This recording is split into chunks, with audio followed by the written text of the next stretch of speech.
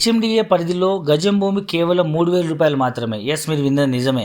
So 100 గజాల భూమి కేవలం 3 లక్షల రూపాయలే, 200 గజాల భూమి 6 లక్షల రూపాయలు, 300 గజాల భూమి కేవలం 9 లక్షల రూపాయలు మాత్రమే. ఇది limited period offer. Actual price వచ్చేసి 3,500 రూపాయలు.